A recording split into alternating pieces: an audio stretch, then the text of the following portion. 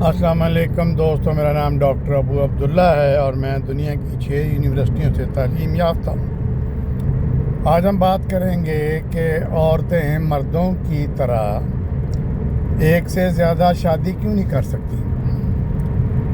اچھا، یہ کچھ اس طرح کے اسٹوپڈ لبرل ہوتے ہیں جن کو عقل مت نام کی چیز نہیں ہوتی، نہ سائنس سے تعلق ہوتا ہے نہ ان کو اسکرپچر سے تعلق ہوتا ہے۔ ان کو صرف یہ ہے کہ مرد عورت برابر ہونے چاہیے، اس کے باوجود کہ ان کو پتہ ہے کہ اللہ نے مرد اور عورت کو بایولوجیکلی فزیولوجیکلی مختلف بنایا ہے۔ یعنی عورت میں ایک اللہ نے چیز رکھی ہے جس کو ہم عربی میں رحم کہتے ہیں، اس کو اردو میں بھی رحم کہہ لیں، انگلش میں ہم یوٹرس کہتے ہیں میڈیکلی۔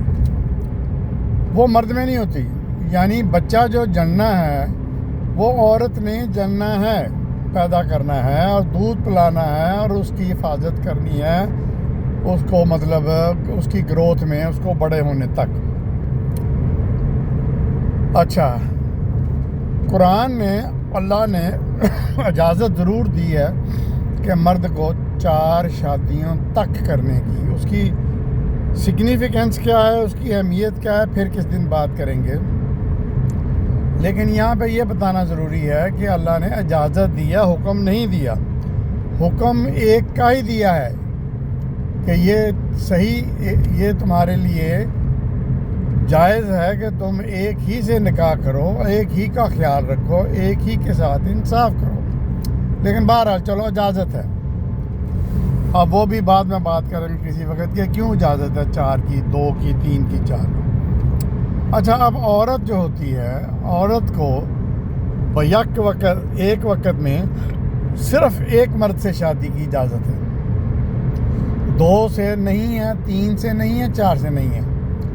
ہم دیکھتے ہیں کہ ہمارا پڑوسی ملک جو ہندوستان ہے، جہاں سے ہم آئے ہیں، جن کے معاشرے کے ساتھ ہماری کچھ ملتی جلتی چیزیں ہیں، وہ عورتوں نے 5 شوہر رکھے ہوئے ہیں، 4 شوہر ہیں ایک ہی عورت کے۔ بلکہ کئی گھروں میں اگر 5 بھائی ہیں تو ان سب کی ایک ہی دلہن ہے، ایک ہی عورت سے وہ سیکس کرتے ہیں۔ اچھا دوستو، یہ بات یاد رکھیں، شادی کا مطلب سیکس یا انجوائمنٹ نہیں ہوتا، جنسیات نہیں ہوتا۔ شادی کا مطلب یہ ہے کہ ایک مرد اور ایک عورت اللہ کے نام پہ ایک دوسرے کو حلال کریں، نکاح کریں، شادی کریں، اور پھر اس میں سے جو اولاد ہو وہ اس کو پالیں تاکہ فیملی بنے۔ مطلب اللہ یہ چاہتا ہے کہ ایک خاندان بنے، لیکن یہ چیز وہ پاکیزگی سے چاہتا ہے۔ وہ یہ چاہتا ہے کہ یہ جو رشتہ ہے اس میں پاکیزگی ہونی چاہیے۔ تو چونکہ عورت کا رحم ایک ہے، تو مرد کا جب نطفہ اس عورت کے نطفے کے ساتھ ملے گا، اس عورت کے انڈے، بیضے یا اووم کے ساتھ ملے گا، تو پھر تو دوستو پتہ ہوگا کہ یہ کس کا بچہ ہے جو ہو رہا ہے، جو مطلب نیو بورن ہے، کہ یہ اس فلانے مرد کا ہے، کیونکہ وہ ایک ہی ہے۔ لیکن اگر اندازہ کریں میڈیکلی، سائنٹیفکلی، کہ اگر 2 مرد ہوں ایک ہی عورت کے، 3 مرد ہوں، شوہر ہوں، تو وہ کس کا جو بچہ پیدا ہوگا وہ کیا پتہ چلے گا کس کا ہے؟ اس کا نطفہ جو ہے وہ کس نطفے سے، کس شخص کے نطفے سے اس عورت کے اندر وہ بچہ پیدا ہوا۔ تو اس لیے اللہ سبحانہ تعالیٰ یہ چاہتے ہیں کہ یہ جو پاکیزگی برقرار رکھی جائے رشتوں میں، حلال رشتے ہوں۔ تو اس لیے بڑی سمپل سی وجہ ہے کہ سائنٹیفکلی، میڈیکلی، ایتھیکلی ایک ہی خاوند ایک وقت میں عورت کا ہونا چاہیے۔